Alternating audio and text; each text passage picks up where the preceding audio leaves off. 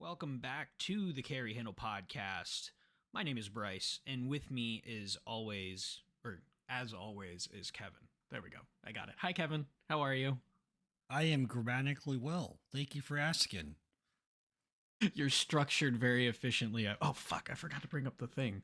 Oh, and you forgot to do the porn music too. What? No. I didn't. I figured this was going to be a Oh, you classier purposely episode. chose to. Oh, wow.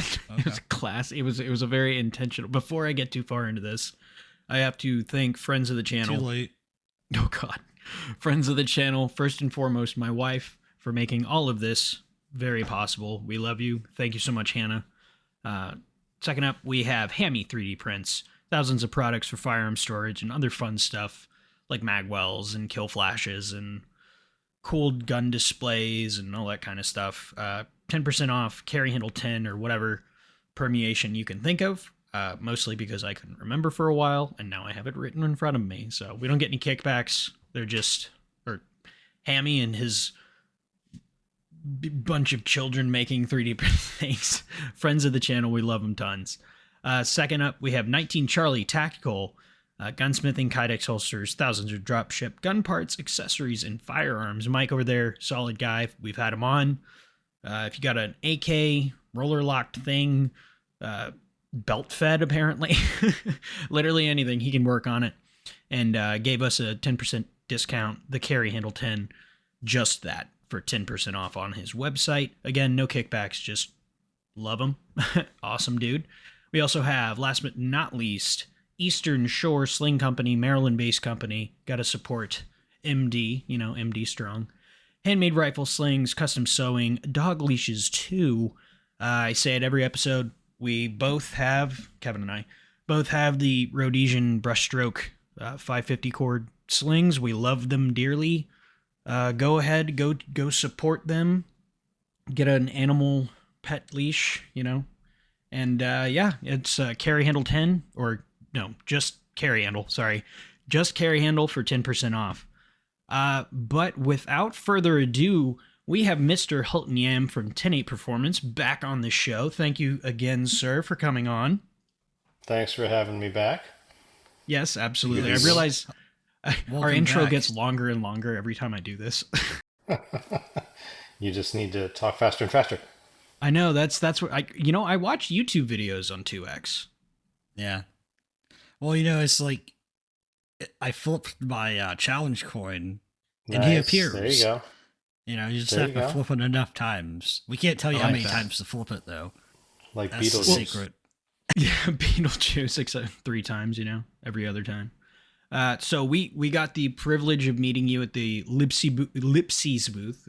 I can Yes. speak. Lipsy's booth to talk over your beautiful Springfield Masterclass 10-8 Performance 1911, which if you guys haven't Yeah. seen it, definitely go watch that.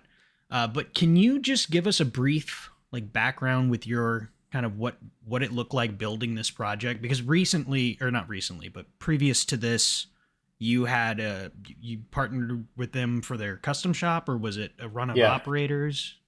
Yeah, so to go historical, chronological, I think it was from around 2009 to 2012-ish, give or take. We ended up producing a number of runs with, because I've known Dave Williams, who was the head of the Springfield custom shop. He's still at Springfield, but the custom shop has since been dismantled because honestly, it's not a really good business model, especially where the company is now.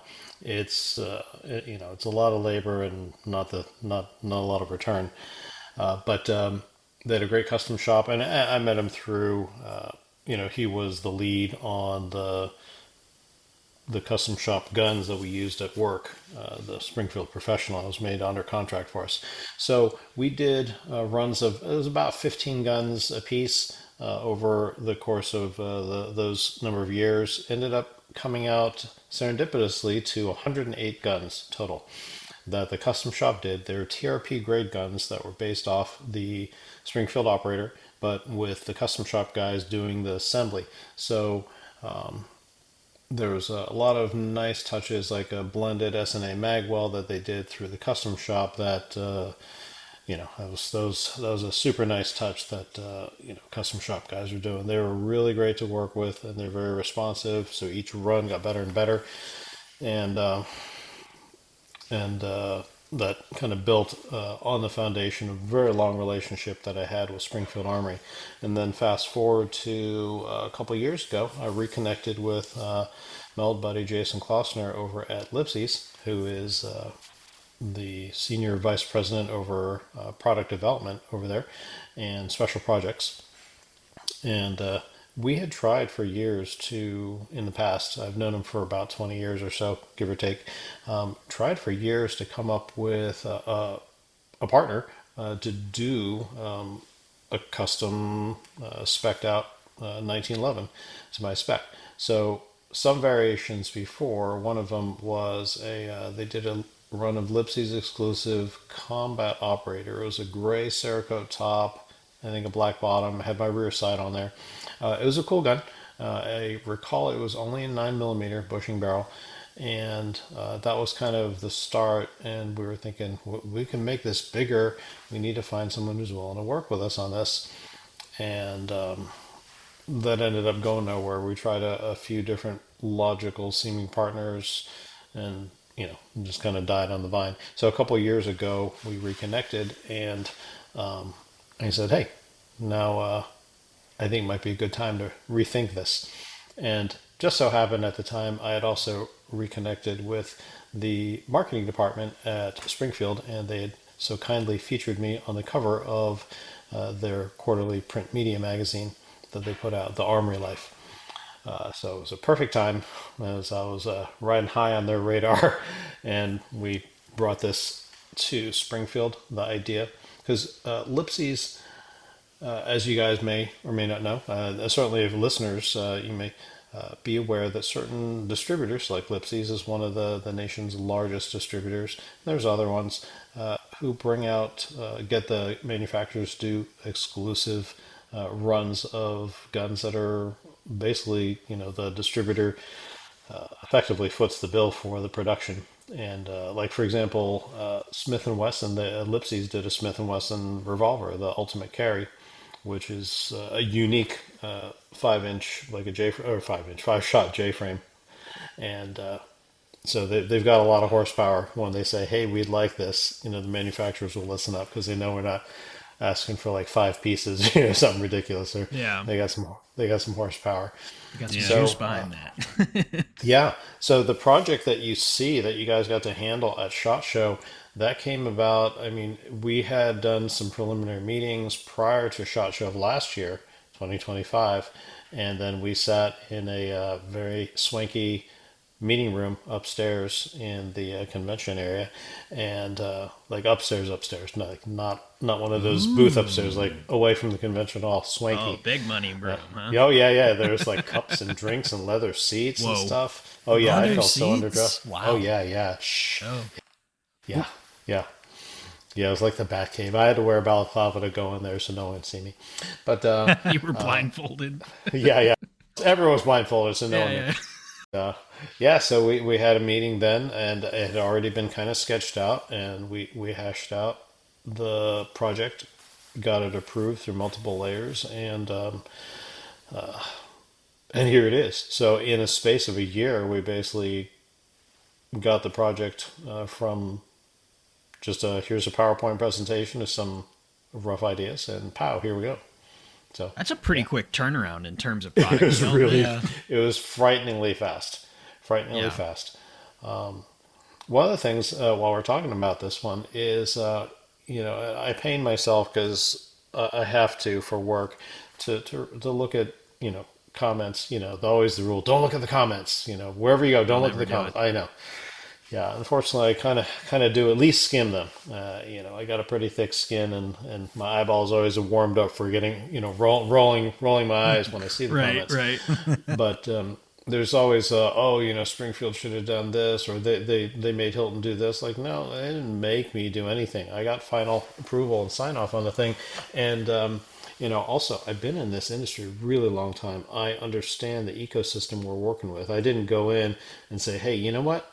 I need you guys to make me a signature phase plasma rifle in the 40-watt range. All right. And oh my goodness, what do you got? Mario Kart Oh, or something going on there? that was my.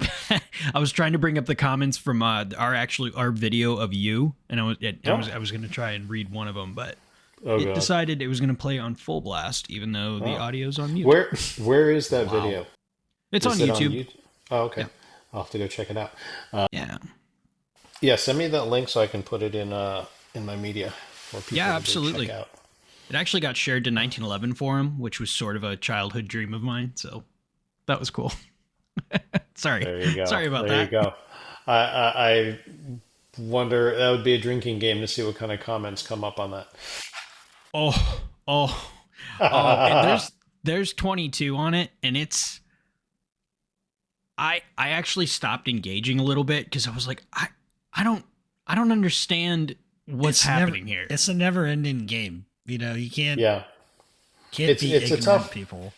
it's a tough market too because either whatever product gets released is either too fancy and expensive or not fancy enough, and whoever's commenting, it's gonna be outside of whatever their theoretical moving target is. So Yeah, it's very difficult to actually get true engagement. And the reality is that folks commenting like that, and again, having been around this since the discussion forums and that kind of thing, those aren't folks who are going to be in the actual customer base anyway.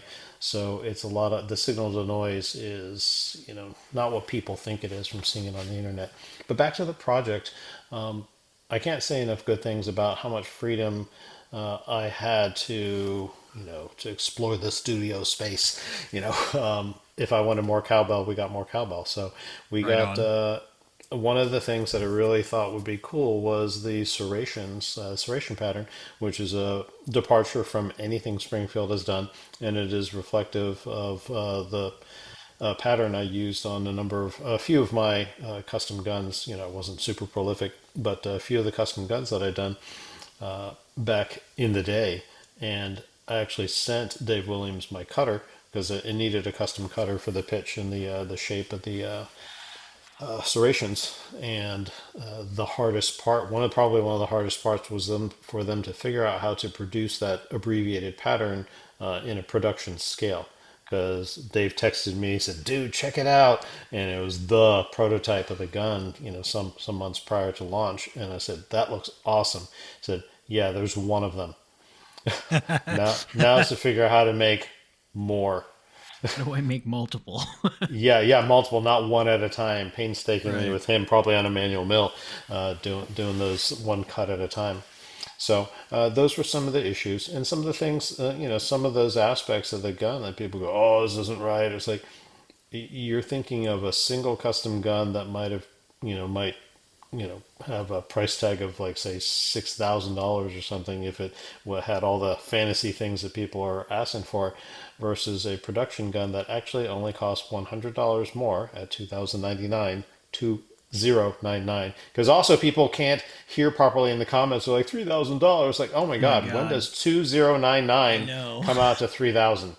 Math is very, very hard for a lot of folks in the comment Well, section. you So know, I, it's the Common Core. It's what's getting us all. yeah, I think it's an indictment of the public school system, clearly.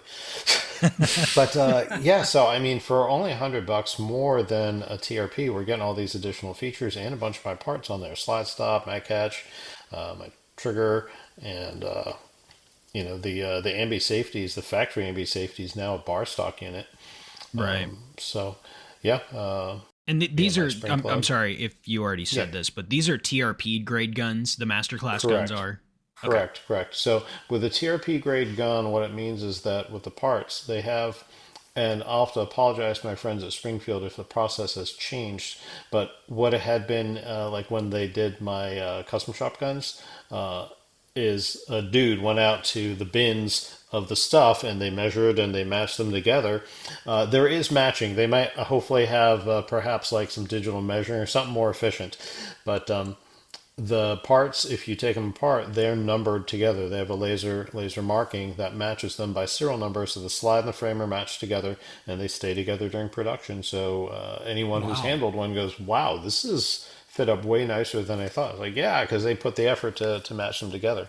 Usually the barrels and the extractors are also matched. The Sometimes the extract. markings Wow. change. Oh, Okay. that's Yeah, really cool. yeah, I've seen that as well. Don't You can't quote me on that as far as every unit because who knows what's happening. But I've Yeah. seen all the variations of parts matching. But at the very least, the slide frame and the barrel are usually numbered together, so you're getting a really good fit, and that's part and parcel of the TRP grade fit up on the guns, and a little bit more cosmetic blending and so forth as well. Cool.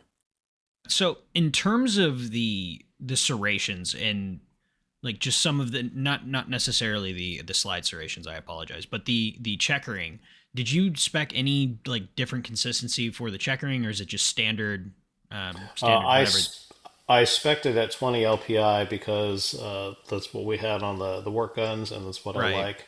And also, I like 20 LPI, which is the coarsest traditional checkering. Well, one, it's very traditional because that was all back in the day. When I started, that was it. We had the Yeah. 20 LPI files, and that was it. And I like it. Also, it physically withstands abuse a lot more. Like if you Mhm. physically run the exposed gun in a holster into something, 20 LPI brushes it off a lot better than finer checkering. And the reality is, of it, stuff that's much finer, like 30 LPI, feels nice, but it doesn't take abuse well, and if you're really sweaty or gross or whatever, you can end up overwhelming the amount of uh, traction that's available on some of the finer checkering. Well, it's interesting you say Interesting. that. I feeling the gun, it felt more aggressive, and normally I have so sometimes I can't use touch screens because my calluses in my hands are kind of thick, Yeah, and yeah. that's because I play with guns and I work around them all the time. And so normal checkering like 12 25 or 30, like I don't really get a lot out of that, but playing with that gun, Yeah. I mean, it's stuck in my hand. It left Oh yeah. imprints and I love it. Yeah, That's Yep. my favorite Yep. thing. it felt solid. Yeah. Yeah. Yeah, and that's what I like. The grips have 5 LPI, so the whole gun's real nice and bristly, and Right. super I like traction. that Yeah. bristly, but it doesn't cut Yes. you. It's just very, Right. very secure. It doesn't hurt your feelings. None of that. Well, if you can't shoot, it might, but that's a Well, different problem. that's a whole different. Yeah, If whole different I can't conversation. shoot it, it's the gun's fault, obviously. Exactly. Obviously, I Yes. think all these Indeed. guns came out of the box shooting low left. Weird. Yeah, it's I don't know. crazy. Is that still? I know that was a Glock thing for a long time. Is that? I hope not. I hope not. I know It people is are though. like, "Oh, it's the sights." I'm like, "Yeah, okay, Yeah. Uh-huh. that's what it was." So, Yeah. in terms of your engagement with the active production, you're supplying the parts just as like a kit for assembly for them, and then they do the fitting. Correct. Yeah. Okay. Well, I supply the. Hold on. It's easier for me to just look at it on the gun. Yeah, I supply the 10-8 parts, and then they they put Well, them, I and mean, I so have them to their spec as well. so some Okay. people might feel that it's like, oh, well, it's just his name on some stuff that looks like it because your trigger isn't traditionally adjustable from the front, but you Correct. Correct. made some So changes. right. So one of the things that's important to understand is like if I take one of my normal gunsmith fit triggers and fit it, it could take me if I'm not just going as fast as I can, but I'm taking care and doing it right as far as fitting the shoe vertically, and then also fitting that fixed over travel stop stud, which means taking the gun apart a whole bunch of times.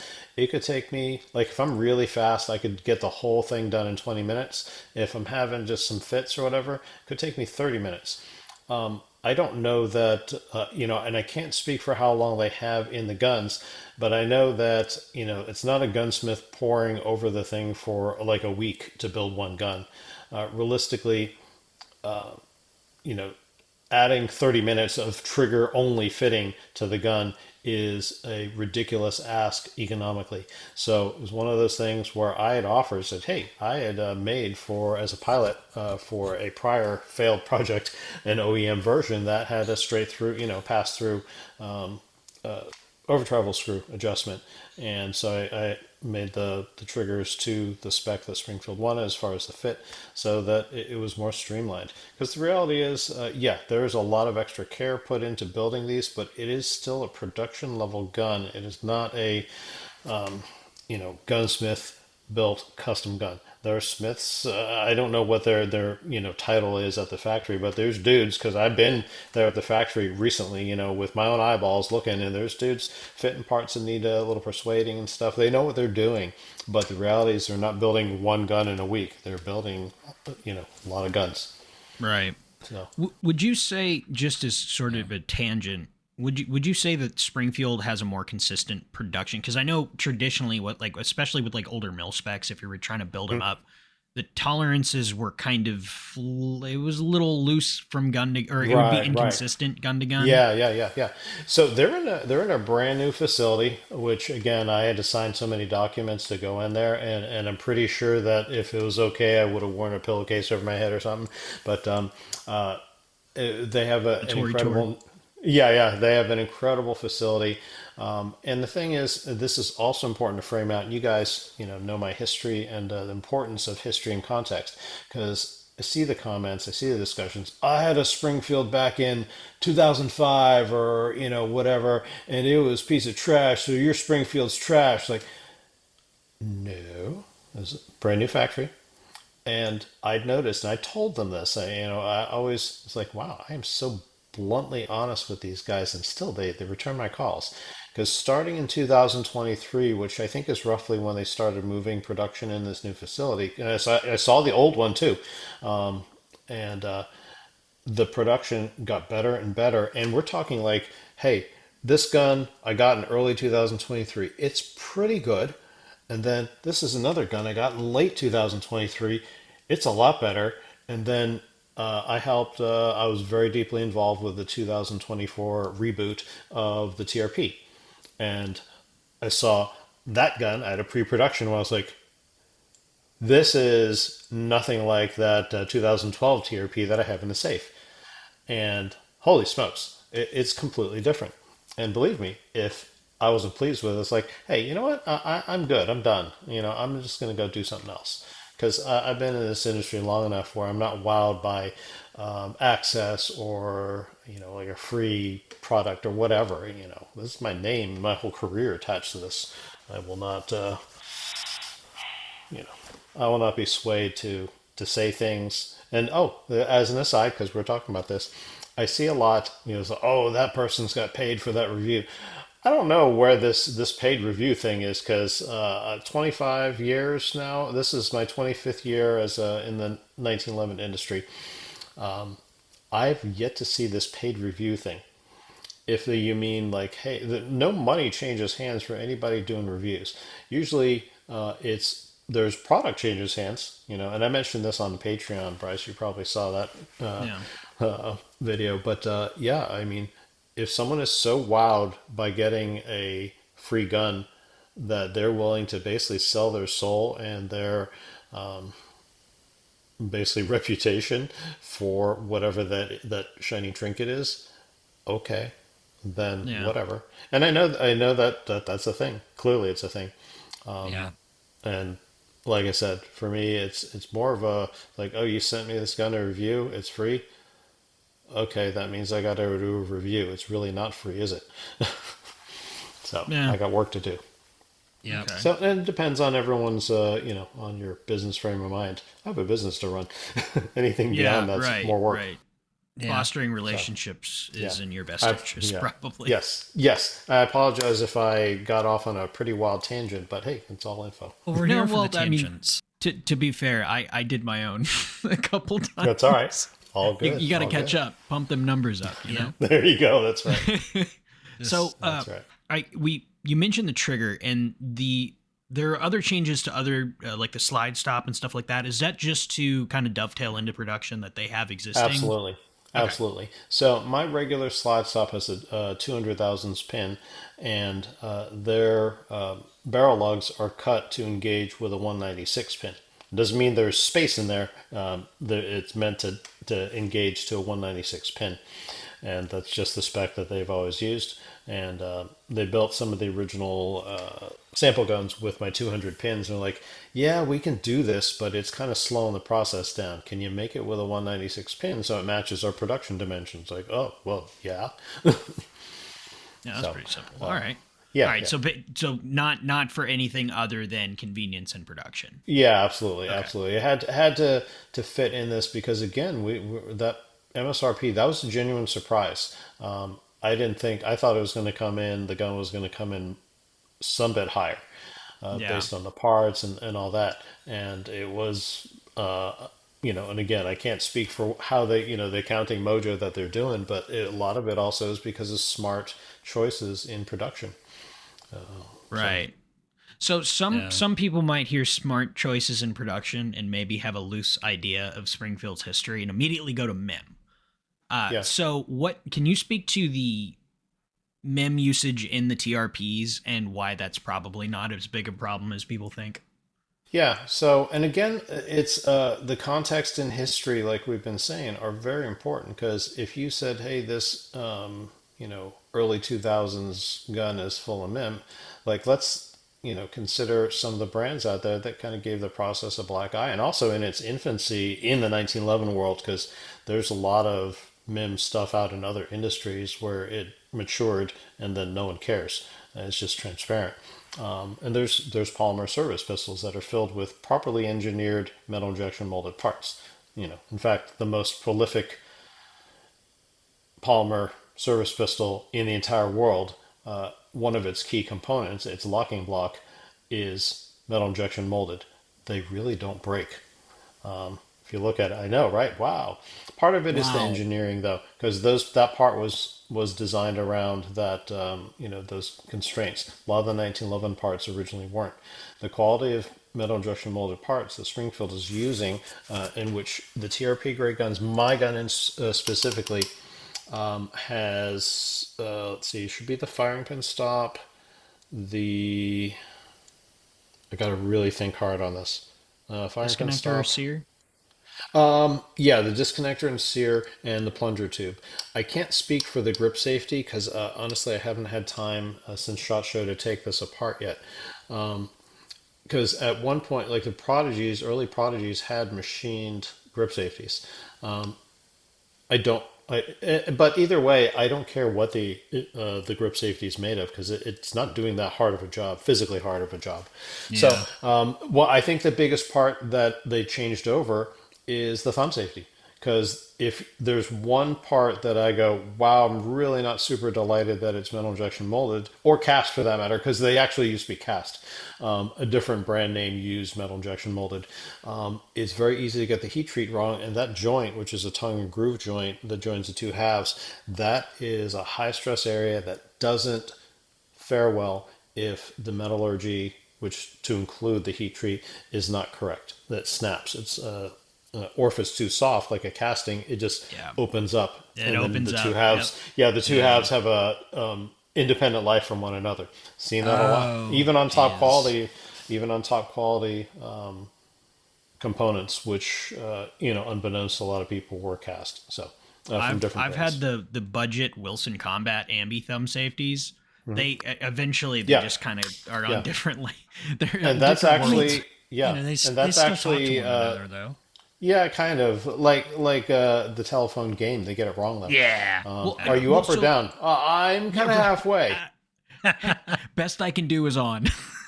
Yeah, That's what I can yeah, do is I on. actually I yeah, had it so bad that I had to like tighten it almost every time I like came back from like every other. This yeah. was the fucking Mac 11 the Mac 9 by the way. Kevin Yes. knows what I'm talking about. But Oh, the I didn't know that that Turkish pistol was a piece of shit. Please tell me more. Well, I put a different thumb safety. I'm that's like, a it's a Kevin. Wilson That is a Combat. bold assessment. So that Yeah. Wilson Combat, Thank you. their legacy one, I think it was maybe the 192. I get the numbers wrong because they have all numbers. Um, But that safety, which was a line for line copy of the Swenson, Right. came out. It came out. The Wilson one came out in the 80s. It was a casting and had always been, but it was a high grade one. We had those in all the Springfields at work at my old job, and over The time the they operators or the no, the professional professional, bureau model. professional. Yeah, the Okay. professional.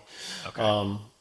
The early ones were called bureau model. The After like the first 6 months, they became the professional. But Yeah. those all eventually failed. It wasn't because it was a bad part. Uh, you remember all those guns? Every single one of them went over 100,000 rounds and whatnot. Yeah, I got to watch a lot of them break. It just Yeah. happens. Yeah. Well, it's so real quick. Just I've had a thought. How important is a MIM beaver tail versus a machine beaver tail when you're fitting to a frame and it's not on a production scale? Right, It's a good right. question. Yeah, so if you're fitting one, and I used to use Chip McCormick Corporation, Chip, rest in peace. He made a really good one that was metal injection molded. And I actually, there's one of them on the India build that I made, the India 1911, not the country. If the hardness is correct, so such that you can fit the stop arm, the trigger bow stop, on that thing properly without knocking the teeth off your file, they fit up real well. The Chip McCormick ones were really good. I'd like them a lot. The early Springfield metal injection molded ones were too hard, and you would end up knocking the teeth off a file trying to fit that the arm, or to retime it or whatever. The newer ones, the hardness has been correct, though admittedly I have a particular diamond file that I use for that job on most guns, because some of the guns that I've had that like had nitrided finishes or whatever, it was hard. Right. Yeah. So, Okay. but yeah, it's more with the hardness than anything else. Okay. I was thinking voids, Okay. but that makes way more No, no, sense. no. Okay. Castings, you might get voids. There's not. Smith and Alexander was that and Wilson were two cast safeties that would have been pretty common. The Wilsons had no voids. Dimensionally, they definitely had, like, around the hole and the radius, they were not always consistent. So, like, Okay. if you cut your frame like all the way down to that jig, the little fixture that they sell, and you just stuck that thing on there, the Wilson 298, it may or may not be close to fitting. So, there's a lot of extra filing.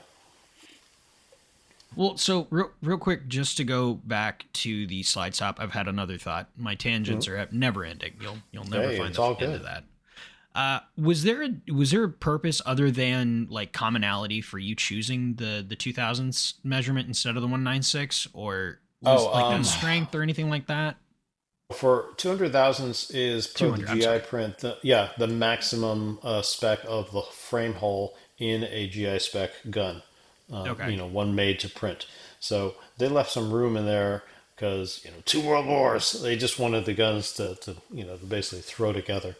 Right. So 196 is on the bottom end, and 200 was on the max end. So those are the two. Basically, that's the gamut of the spec. Okay. Okay. Interesting. So So, wait, oh, that means that sorry. Smith and Wesson is using the bottom end in that spectrum? No, The Springfield. well the Springfield. Springfield, sorry.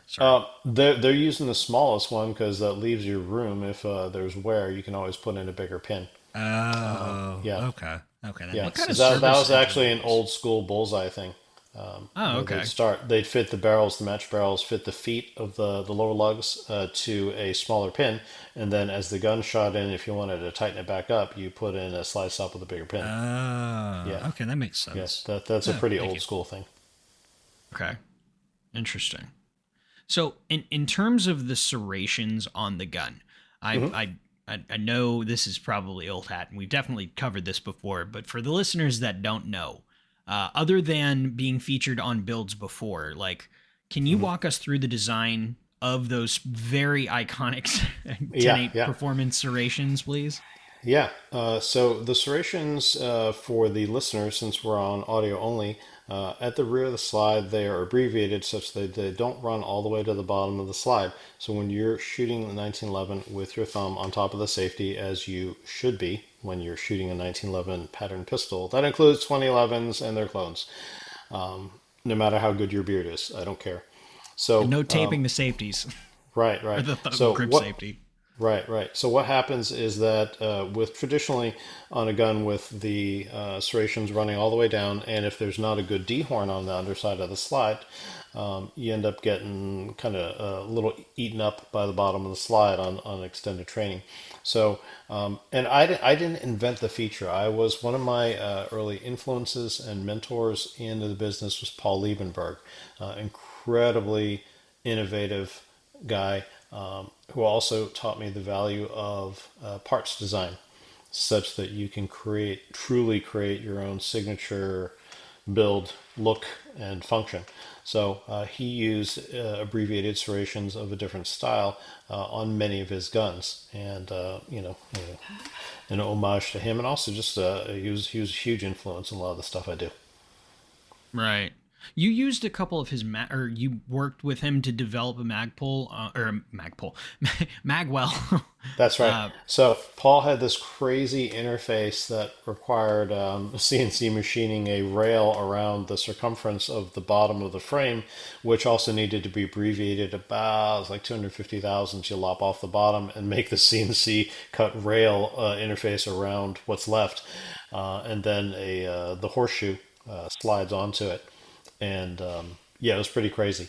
So he basically let me use the interface. He gave me the interface. I mean, that's how awesome of a dude he is. I'm a brand new guy coming up, and he's like, "Hey, Hilton, you like this Magwell?" He's like, "Yeah, man, it's really cool." It's like, "Here's the interface. Here's the CAD. Please enjoy it. Use it." And off I went. So I, of wow. course, designed Wow. my own Magwell around the interface. But yeah, Okay. that was a full on that was a gift from Paul Liebenberg. That's a real teach a Wow. man to fish moment right there. Yeah, Yeah. yeah, just tremendous guy. I can't say enough good things about how kind of a mentor he was. Is he still building guns? As I understand it, to a very limited degree, I really would like to reconnect with him. He's not far. He's in Palm Bay. Oh, He's wow. not Oh, I forgot he Yeah, was in not that Florida. far away from. Yeah, not that far away. Interesting. So, would you say the squared trigger guard? Because I know the emissary and a couple of the other earlier, like, kind of exciting Springfield 1911s. Would you say you chose that because of like the combat specials and like some of the older Absolutely. squared trigger guards? Yeah, so growing up in Hmm. the 80s, shooting IPSC and stuff, square trigger guards like Jim Hogue, Armand Swenson, the occasional Packmeyer, and basically it was just a thing, that square trigger guard, and it's certainly making a resurgence, but I always loved them from back in the day. And when the opportunity arose to come up with this pistol, again, my buddy Jason Klausner from Lipsy said, make a gun, basically something that you would have been happy to carry back at the old job, and that's reflective of your design principles. Just do what you want. All right. That was basically my guiding principle and went forth. So, and again, understanding that I got to play within a logical ecosystem for the thing to even be feasible.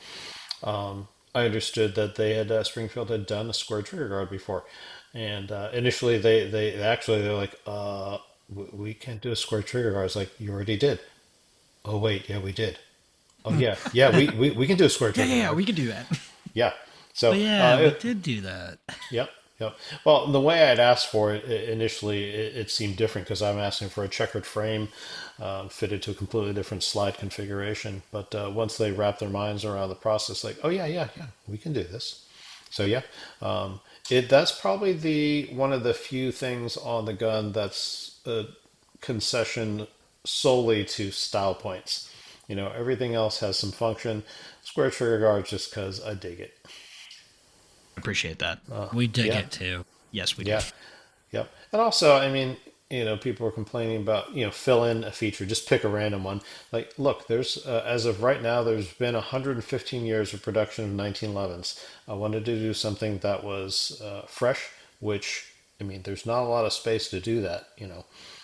So I wanted some fresh features, and yeah, it worked out. And we got also, speaking of that, because the complaints also center around, hey, holster fit. Well, we got cooperation with TXC Holsters and Tenacore, who, Tenacore. uh, yeah, yeah, Wow. yeah, Oh, yeah. cool. Because So I'm about to buy one of these.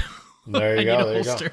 Yeah. So there's already backwards compatibility with their TXC and 10 core holsters, where of their 5-inch 2011 holsters will fit Oh, because of the okay. combination of the rail and the square trigger guard. And certainly, if you add a light, an X300 Surefire, as a holster fit adapter, it opens that up to even more options.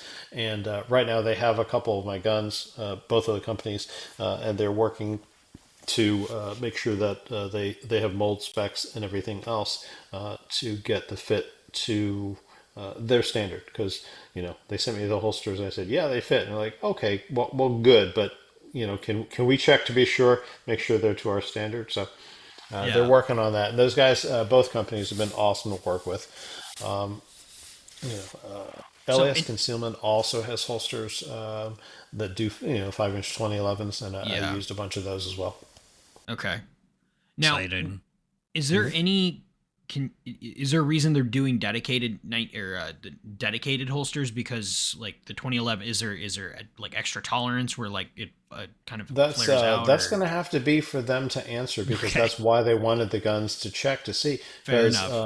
in detailed conversations with each of the companies at the show, they're like, "Yeah, I mean, if it fits, it's probably going to be okay." But I said, "Would it help to to get the gun in hand and really make sure that it's what you want?" And I was like, "Yeah, well, yeah."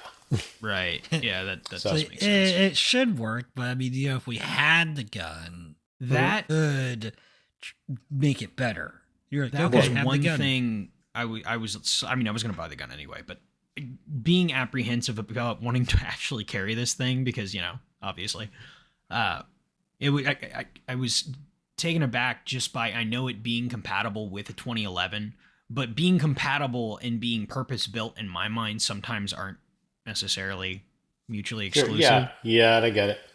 But So, the Tenet core holsters they have right now in their lineup is a pseudo universal fit that is meant for 1911 2011, and that's kind of oh, been a matter of deconflicting. And it really I used a couple of their holsters for some of my different gun tests, and they mm, really do just kind of fit a lot. There's certainly a bunch of guns that I won't name any particular brand names, but they had a rail and it was a 1911, but they did not fit in right. anybody's holster. So Interesting. yeah, so it had to be a deal with the Surefire X300 holster fit adapter to get it to fit. But other than Right. that, I was out of luck. Okay. Okay. So in terms of you said that the square trigger guard is really the only concession for aesthetics. So would you Hmm. say then the bushing or the bushingless bull barrel that's a Hmm. functional feature? Because we've Absolutely, we've got absolutely. people saying online that Tell it's us the it's to deets. cheap out. Tell us the deets.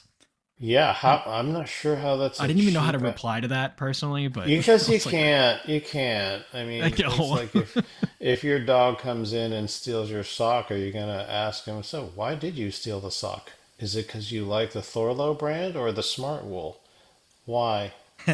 I just didn't want you Yeah. thinking it was my question just before. No, Interrogating your no, dog. no. So yeah, so it's actually a feature I've been working on to build on one of my builds, and it had been languishing for years. I mean, I've got the bins full with the bull barrels and stuff, and not finished. At this point, they probably won't ever get finished I have faith. because yeah, somebody can. Think about it. Like think about the popular 2011s right now, like a staccato bull barrel. Because if you got all that space, why not fill it with metal? Right. That's going to do job. So keep in mind for recoil reduction, what we want is the parts that are relatively stationary during the cycling of the gun to be heavy, resist inertia. The barrel in a Browning system doesn't go very far. It's not like it's reciprocating like the slide. It links down, that's as far as it goes. More weight there is good. Think about barrel block or sight block guns and compensators. Those are weights at the end of a barrel, sometimes with holes in them for ports, sometimes not. So that's incontrovertible. I mean, we figured that one out in like 1982 with the Clark pin gun. They put a giant, what we would call a sight block now, and a cone, everything had a cone because, well, one, that was a way to get it to interface onto a traditional barrel, to just to stick it on there. But then we figured out, oh, that weight actually does a lot of work, Right. because it softens the recoil. So yeah, and the bushing. The reality is, like, think of another design that has a barrel bushing at this point, that a surviving design. Certainly no modern ones that say, hey, we got a brand new gun coming out. It has a barrel bushing. Yeah. For what? It's kind of redundant. Yeah. So I was never a fan conceptually. It's like, you know what? If we can make this a bull barrel, it would shoot so much better. And also, if, yeah, for anyone who hasn't shot a bull barrel in a 1911, you're missing out because the 5-inch 45, the 45 version of this shoots really nice. The 9 version of this is insane. So let's since you beautifully transitioning my next line of questions. In You're terms of welcome. the caliber, yes, obviously, beautiful. I'm excited for the 9 millimeter. Yeah. Yeah. So was it always going to be a 9 millimeter as well? Yeah, so from the get-go, the consideration was like, well, you know what? The two popular calibers are going to be 9 and 45. And to me, I was like, yeah, okay, yeah, it makes sense. I'd shot and reviewed a whole bunch of different 9 millimeter 1911s, and I knew that a cone barrel one was going to be really cool shooting. I had one of the 5-inch emissaries in 9, Hmm. and that thing shot insane. It was really, really soft. So, and that was a iron sight gun. So, but yeah, so I figured, well, for me, I knew that the 9 was going to be a very soft shooting gun. I had no idea I was going to like it as much as I do, because I've been shooting a lot. Like, I shot 26,000 rounds of handgun last year, so give or take. Um, all nine, a lot of 9 millimeter. I would say the bulk of it 9 millimeter. I probably only shot a couple thousand of 45, full power 45. The cone barrel makes a big difference in both calibers. The 9 also has an internally lightened slide. The front of it is backboard, so that from the muzzle end to the right up to the radial lugs, so you can see a backbore cut to lighten it a little bit.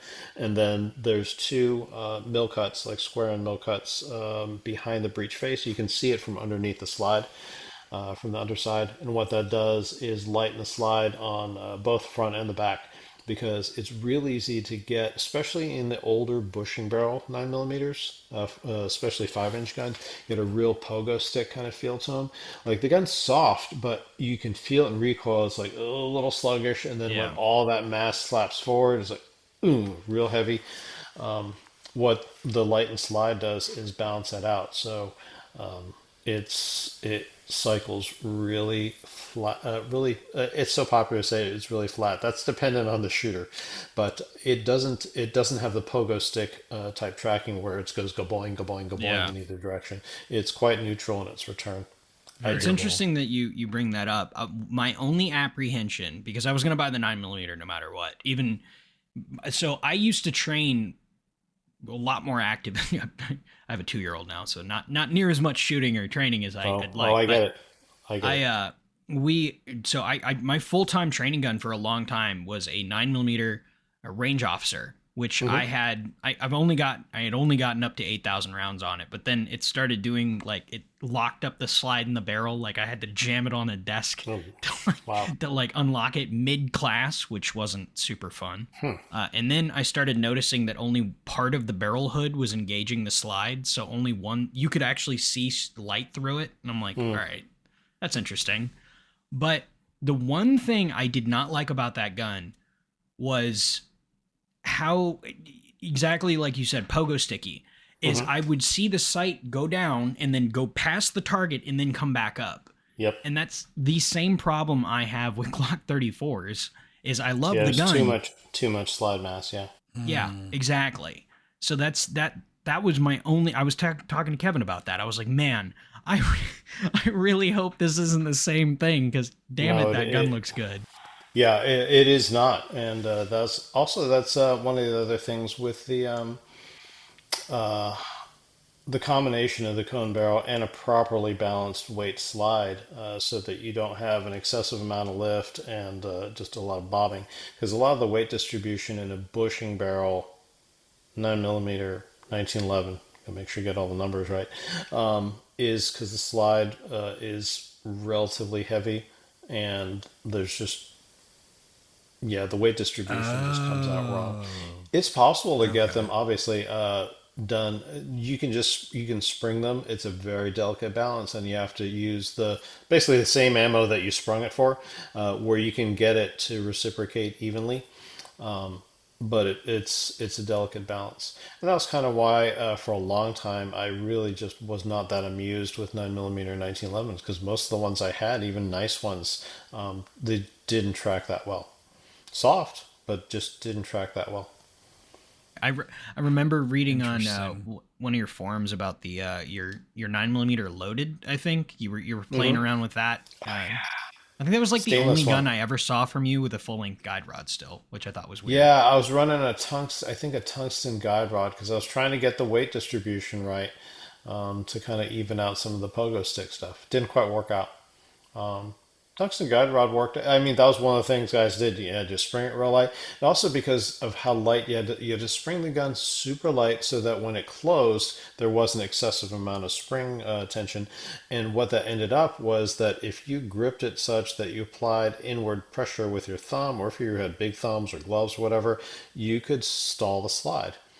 Yet another reason that at the time I just wasn't that excited about 9 millimeter 1911s, because the games you had to play to get them to really run the way you wanted to. The game has definitely changed a lot. This gun, this gun's running about. I didn't weigh it either. It feels like about a 12-pound spring. So you're getting a decent poundage as 9 millimeters go, a decent poundage of spring. So sticking your thumb against the side, like don't tempt fate with it, but it's not as sensitive as something running like a 9 or 10 pound spring. How important is the mainspring housing? Is that a 19 or so in the 9 millimeter or Let's see. Ooh, we're finding getting out niche live. here? It might be a 23.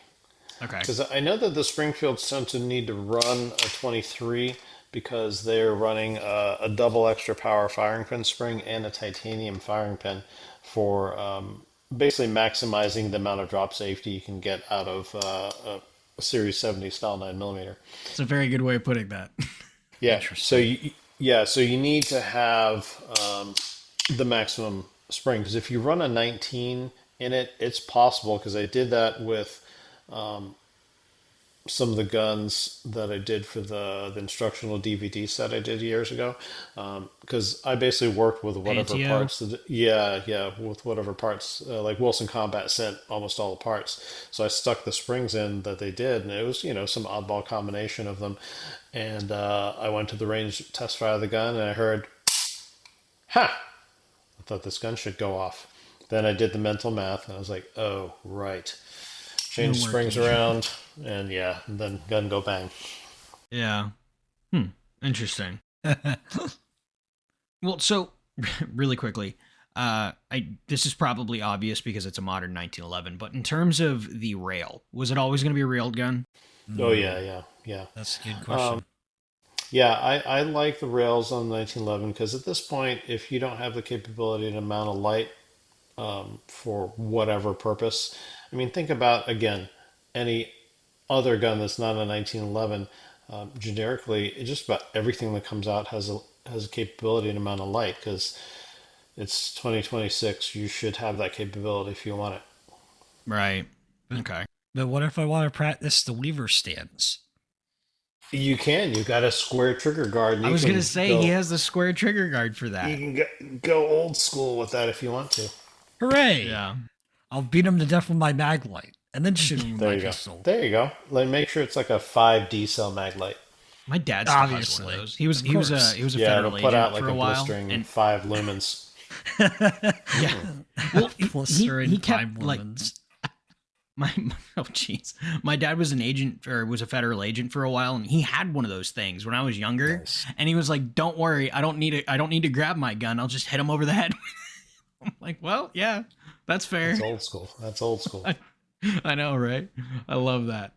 Uh, so it's the dumbest shit.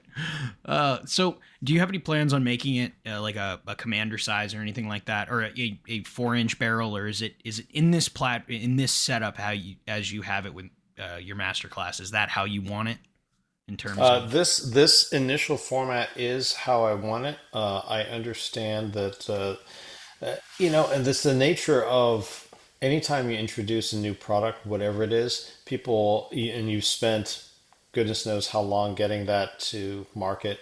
Um, People immediately ask for something other than what you spent your entire career getting to market. right? Like, yeah, it only took me 25 years to get to here, and you want something different already. Yeah. Yeah, I'll get it in a different color, I guess. Right, right. God, Now, so the reality is, right now we're only what like a month out from the original launch. right, So I think it's too early to tell. I can say that everyone from Lipsy's and Springfield is extremely positive, and enthusiastic after seeing engaging with people for a week at SHOT Show, and obviously that was from people in the industry, either shop owners, dealers, that kind of thing, sales representatives from other entities, that kind of thing. So, extremely positive results or extremely positive response. And yeah, I mean, as far as what's next, we'll see. But the reality is, we want to get through this launch here and make sure it stays successful and the quality stays where it is. And you just want to get through the year. right. Okay. Yeah, well, we shall Did see. you did you spec out the magazine choice, or they're like metal forms or something, right? The 45 comes with the 8 round Mekars, and then I think it's like a metal form 9 round and the 9 millimeter. I did not Okay. spec out the magazine because basically whatever was in their ecosystem was honestly going to be fine by me. The 45 Mekars, they're fine. They were fine. And if someone's trying to read into why does he just say fines, because it depends on what kind of ammo and which gun you're sticking it into, where you induce additional variables. Because it's a 1911, it's a 115-year-old design. There's certain issues with how low and or high or what angle on the feed ramp a particular cartridge hits and its overall length. Blah blah blah. In the nines, those factory magazines they work okay enough, but I really like Wilson ETM, the current manufacturer ETM Wilsons, actually for both 45 and 9. But I like those. I have not had a chance to play with the Chip McCormick or no CMC. I have a bunch of them. The RPM, I think it is Rail whatever the ones. CMC, yeah, whatever the Yeah, CMC 9 millimeter offering is. I I'm gonna have a grab bunch, some. haven't tried them yet. Yeah. And just the other day, a buddy showed me Mekar has a 9 millimeter 1911 magazine as well, which I'll probably try out because it looked pretty good. But Very cool. and that's one of those things where you got to marry. Again, we're talking about a 115-year-old design. There's certain limitations. You got to make sure that your magazine and ammo combo are partnered with your gun. It's not a free for Right. all. I mean, yeah, And then the 9 millimeters use a ramped barrel, correct? correct. And the 45s use a standard two-piece GI format barrel. That was something that I was quite adamant about because the question came up was like, what do you think about streamlining production on this? I said, nope, that is a hill I will die on. Those were my words. I said, I'm adamant that we not use a ramp barrel in the 45. So, What's the driving factor behind the differences in barrels? Because there seems to be some misunderstanding online. Yeah. sure. So in a 45, the integral ramp barrel, by nature of the getting the thing to fit in there, the ramp and the barrel, you end up with a very steep barrel ramp angle that is unfavorable to where the nose of the 45 will strike it, and based on the diameter of a 45 bullets ogive, especially if you have like a wide mouth hollow point with a sort of a square face, at the ogive, which is the the break between the curvature where it's at its nose. You could actually get a wide mouth hollow point to span the gap between the bottom of an integral ramp and the face of the front of the magwell, such that it it straddles that and smashes in, and no amount of tap rack will clear it because it is stuck on that gap. And this is not stuff I'm making up, or that I saw a friend send me a picture of it. Seen it hundreds of times. So that's a non-starter. Can you make a integrally ramped 45 barrel work? Yeah, but usually not on a production level, and certainly it's going to fall below the standard of reliability of a GI two-piece ramp, which in this day and age with proper production methods can be quite successful with most normal shape types of ammo. Right. In the 9, it basically is can be relatively transparent again with all things properly done, because the 9 millimeter is only going to be capable of striking the ramp itself, and it precludes any issues if you're shooting like plus P or some insane ammo of having a lacking case head support. So Right. Okay. Because I was when I was researching this when I was younger, I thought the ramped barrel on the 9 millimeter guns that is like more, I guess, popular today. It was more from like 38 Super and like them absolutely. starting to soup that up more and Yeah, more. so that was the ramp barrel. Barstow came up with that in the 80s when we started going from 45 to 38 Super because we realized we could cram like one more round in there or two more rounds, whatever it was. I forget now. I guess it would be at the time. Yeah, it would have been two. It went from 7 rounds to 9.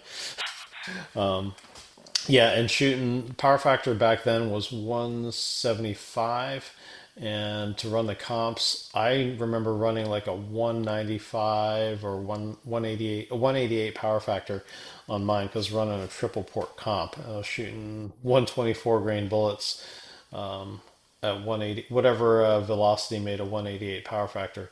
It destroyed that gun, but man, that comp Jesus. returned really fast. It's It like was 38 Super comp. Oh yeah, yeah, it returned awesome. But yeah, without the issue back then again was the GI format barrel didn't offer enough case head support, and you just blow the bottoms of those out. So yeah, and so it became a holdover, and obviously a good choice with higher pressure cartridges. Now, how important is having, because I know Colt their competition series had Yeah, or it was a non-ramped yeah. 9 millimeter barrel. Do you have any experience with So is those? their 38 Super. Oh, Wow, Yeah, I didn't oh, know did that. not know that. yeah, yeah. Um, Last I'd seen. Yeah, Colt. I swear, last year I went to their booth and I saw the same guns that I'd seen in prior SHOT Shows, specifically the 1911s, like the same guns. Like maybe if you dusted it for prints, my DNA or something would be on there still. Yeah, Colt had been the name, and it's a shame because they've always been just kind of off. Like if the market said, "Hey, we would love to have A, B, and C in a 1911," they're like, "Oh, we gotcha. Well, in 2 years we'll produce that with B, C, and M. Yeah, yeah, we'll have those features. Wait, we Perfect. wanted. Never mind. Yeah, That was like the they've last always good been one a was their custom shop commander with like it was a custom with the integrated magwell, and it had like okay, the oh fuck who's a Chin. It was a Chin rear sight. okay. Was it Chin magwell? I don't Might know. have been. But I Either mean, way. they have the legacy, the name. If they Yeah. wanted to institutionally recapture the branding, I think people would be interested. Well, right now they've got like 50 years of I was gonna pretty say they well earned ill will with their misgivings. yeah. Yeah. The last exciting rifle they made for me was the 6940, but that was Hmm. only because it was monolithic and it was kind of neat. Oh, okay, okay.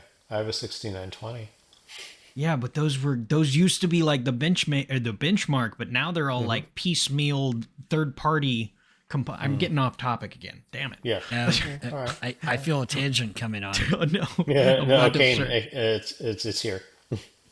I'm going to start venting about Colts and 1911s now. So circling back real quick to the ramp barrels, how big a difference is it just in terms of like IP separate or difference between the Paraclark and the Oh, like the yes, other and the other one? Wilson, yeah, it's Clark Para and Wilson Wilson something Nowlin. else? Wilson Nowlin. No, Wilson no, no, Nowlin. no. Yeah, yes, yes. Okay.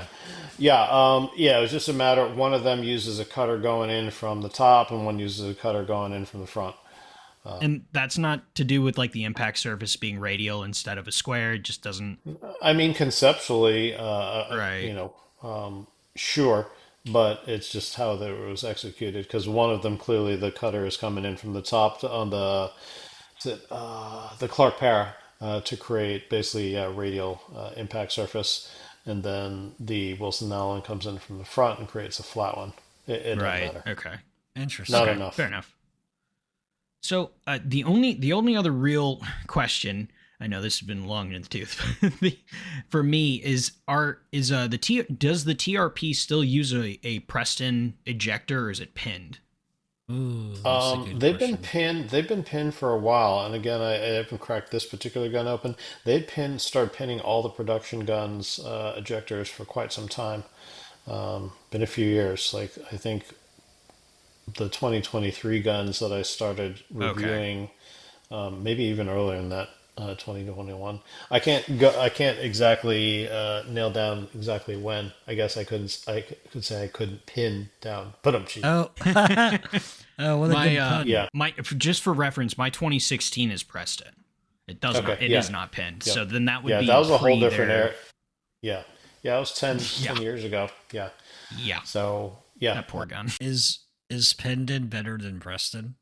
Well, pinned in offers some redundancy because if they're only pressed and glued in, which our work guns were glued in, once the adhesive fails, they will fall out. Thankfully, the slide captures them, but then you get some erratic ejection because the ejector is in a different spot for every slide cycle. Oh, Yeah, okay. usually guys would come to me and go, "Hey, this part came out of my gun. I need this, don't I?" It's like, "Yeah, Yes. it used to be on top of the frame. Yeah, give Big me that." hole in the back. You Yep, just yep. grab a bottle of crazy glue and you're just like, No, no. yep.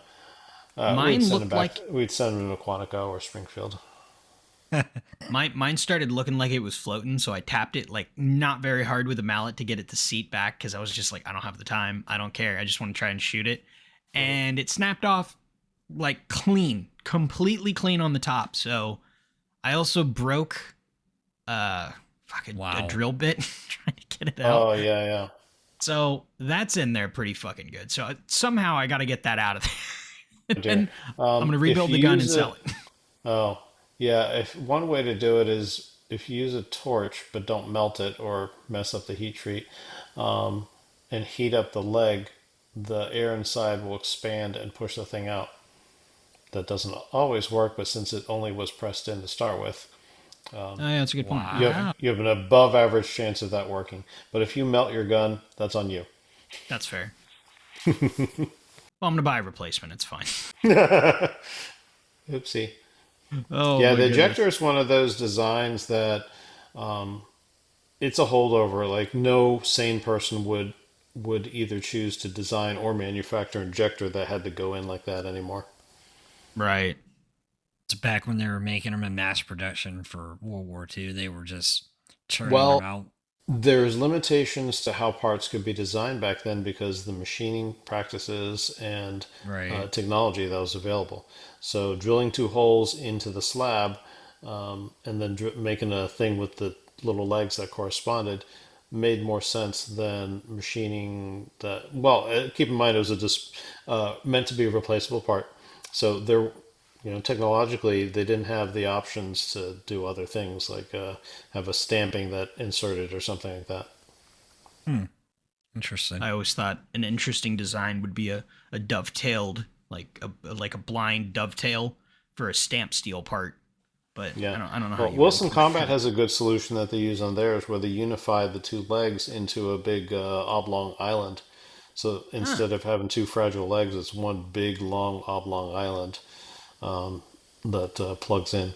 So it's a good solution that works inside the ecosystem of what you've got. Okay. All right. Last question for you. Another All right, harebrained question. go for it. Be so excited for this. Paul Liebenberg, Pistol Dynamic, Hmm. 1911, amazing man, Hmm. gunsmith, is relatively, I'm pretty famous in terms of my book for having external extractors on Hmm. Hmm. 1911s. Your Yes, Echo 2 also has correct. an external extractor, Yep.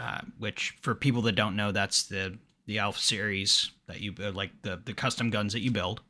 Yeah, I Now, just named them, gave them the alpha phonetic, the letters A, B, C, D, etc. right. Okay. So, in terms of what did Paul do differently that made them work versus like Smith and Wesson or some of the other like Kimber had other problems, but technically they had external extractors They did. at They on did. some level. Well, Uh, I tested all of those. I did not test Paul's because they were only on his custom guns.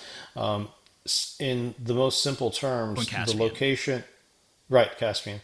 Hmm. The in the most simple terms, the vertical placement of the hook and its and the width of the hook that also basically exists in vertical space. So it's all not all, but I mean understanding where the hook goes fore and aft, like its gap from the breech face. That's already understood because that's already part of the design. Where you can put the cut for an external extractor because it's not hidden as a tunnel, that becomes an issue because to put it as low as the regular internal extractor, you run the risk of almost cutting the slide in half because it sits very low where the ejection port is. So that's one of the concessions that it you know uh, can't be as low as you'd like it probably because if you're trying to visualize this if you're listening to this, just lock your 1911 open and look at the slide, look at where the spring or look at where the tunnel is for the extractor, the traditional internal extractor, and basically just mentally, or you can do it with a crayon or whatever, I don't care, your gun, your problem, draw a line simulating where a slot would have to be on the outside to put a pocket for an external spring-loaded extractor. And very often you'll find that it's, especially for 45, it is dangerously close to the point where you're going to cut the thing in half. How different was like the Omega with like that dual extractor Oh thing? yeah, that German thing from the 80s. Yeah, it was like a conversion slide or something. Yeah. Yeah, the Germans like that because they couldn't own many guns, so they made one gun that took a bunch. Yeah, it Yeah. had an extractor on either side, and Springfield imported those. Mm-hmm. They were so rare, like didn't even make a blip on the market. Okay. Yeah, I think they worked only because there was an extractor on either side pressing on whatever cartridge got stuffed into it. Okay. And we don't know how well it worked because it was the 80s. That's fair. Yeah. But as far as the other extractors, like Smith, the original Smith and Wesson 1911, the SW 1911 models, those didn't work because the extractor was too narrow and too high up. So when the barrel linked down, as the slide's pulling back, when the barrel linked down, it basically pulled the case rim off of the hook, just so there's barely any contact. Remember we're talking, Oh, yeah, okay. remember we're talking in 45. Its placement is different in a 9 because the whole cartridge is smaller. Obviously, we can get that to work because there's a whole lot of external extractor 1911s in 9 that work just great. In 45, it absolutely can be done. Smith and Wesson did it in their E series, but they couldn't hold quality control, so the Hmm. critical dimensions on the slides weren't held, and they snatched failure from the jaws of victory. I Mm. remember your first write up on that. You were like, "This is the Hmm. first one that actually works," and then very Hmm. much Hmm. later, you were like, "Okay, don't get these. That's right. Please stop." That's right. Have you Yeah, have it's a you played with shame. any of the newer ones? I have not. I was so burned by their seizing of failure that I just didn't really want to go back. And they really de-emphasized their whole auto line for Yeah. years. I mean, the M&P went into near obscurity until its recent resurgence. Yeah. Yeah, that and they don't have an optics ready version of it, which is insane to me, or one in 9 millimeter that isn't a performance center, which is Yeah, I again, had one of the performance center Smiths was pretty cool. But again, it tracked very pogo stick like. Yeah. So I was like, yeah, this is a really nice performance center gun, but man, it just doesn't shoot that great other than the dry firing. They also locked open, like some of the earlier guns locked all the way back, but some of them like locked open flush to the dust cover. So like the Oh. actual slide stop was closer to the disassembly notch on the slide, which I know Taurus did for a while, but I don't know how much that actually matters, but in my mind it irritated the hell out of me because it looked like it wasn't locked open right. Yeah, no, that's reasonable. Yeah. Huh. Yeah. But no, just real quick, sort of along the same tangent. When you were, because I know you've built maybe one or two double stack 1911s. I think I built one, and Okay. it's actually on sale at on Centurion Arms website Yeah. because my buddy Monty has it in his pile, and he also had Alpha, which got snapped up. But yeah, I built one, only one. Okay. Was that ramped or was that just a traditional barrel? It was a traditional barrel. It was actually the top half of a blue Colt XSE. I still have the bottom half. I kind of wish that I'd had the top half too, but it's okay. I found a different blue Colt XSE, surprisingly rare. But anyway, yeah. So that was the top half of a Colt, and I basically created a traditional GI barrel ramp on the frame, and yeah, it worked. I refused to tune magazines, so I bought a whole bunch of magazines because I also wanted to see, what the deal was with the magazines. So it was a very high rejection rate. I think, well, probably somewhere around like half or greater, like didn't work. So I just sent them back. Yeah, I remember telling Nice. Kevin my drama behind trying like 2011 Oh magazines. I was God. like, it used to be way worse. Please. But I yeah, used to yeah, have to yeah, send them to people. I yeah, had to yeah. It's listen to much better now. him go Yeah, there's a down whole this. episode of me bitching about 2011 Nice. mags, Not to mention all Fair. the time That's you fair. talked to me off air. Yeah, it's just saying the same things. the insanity that he just was going into. The smallest shit irritates me. The only criticism I think I had with the masterclass was the dust cut, or the rail being angled and the serrations being 90 degrees. But I Oh, also sure. understand you can't use like the regular 90-degree like operator dust covers because that'd be a different gun altogether, which I understand. But Mm-hmm. that's the only thing that bummed me out is I was like, I'm gonna have to get that squared Interesting. off at some point. Oh, yeah. I'm not sure there's room to. Yeah, I guess so. Yeah. Yeah, Yeah. I've seen a couple people do Yeah, that but with then their it won't. operators. Oh, but then it won't. You'd have to get different ball cuts cut on the slide You to get have to them get all to them match. pushed further back. So you have to Oh either be no, okay with a weird abbreviated rail no, or no, yeah, they would look weird. no, But that no. that was the only thing. But even then, I mean, in terms of other than maybe the finish being Cerakote, which I understand, you can't make a DLC gun for under Oh yeah, I mean I you're don't like a adding lot like of money. you're Yeah. adding retail. I mean, if you had the thing DLC, that's like $500. Barrels DLC. I mean, in my mind, Oh yeah, kind the of the most barrels important detailed. thing. Yeah, So the barrels DLC black. Yep. yeah. Yeah. So Yeah, I think people forget what stuff actually costs because a lot of the cost comparison comments I see about this gun are people who've actually not even looked at the website for the manufacturer they're quoting as, well, it's, such and such is half as much, or you're talking the same money as this other brand. It's like, no, no, it's not because I went and checked. You're so yep. far off. You're off like Don't read the some of those, comments. yeah, they're off by Don't do it. $1,000. Yeah, That's I you're believe off it. by a third. Off by a third Yeah. of the price. Yeah, when I send you this video, just don't look at them. I tried. I did. Just remember that the public school system's steadily been going downhill Oh, there you go. for There you go. years. you go. all right. Well, Hilton, thank you so much for coming on again. I mean, Yeah. it's been an Guys, thanks for absolute having pleasure. me. Thanks for Yeah. having me. It was also great catching up with you guys at the show. And yeah, I look forward to seeing the video we did at the show. That was good. I Yeah. will send this right after we hop off. I'll shoot that email through. I'm gonna ask my wife very nicely There you to go. do it for me. I, There because you I I'm feel go. like confident. I feel like every time we talk, I learn more and more about 1911s. Oh yeah, yeah. I'm just absorbing I got a the lot of stuff. information. Got a lot of stuff rattling around in here. Oh, we're definitely have to have you come back on for that because Yeah, yeah, that is yeah. my favorite gun It's ever. America's favorite gun ever, Yes. and in Yes. the state of Two world Utah. wars. Yeah. Oh no. All right. Well, Hilton, once again, thank you so much. Tell the Yes. people where they can find you.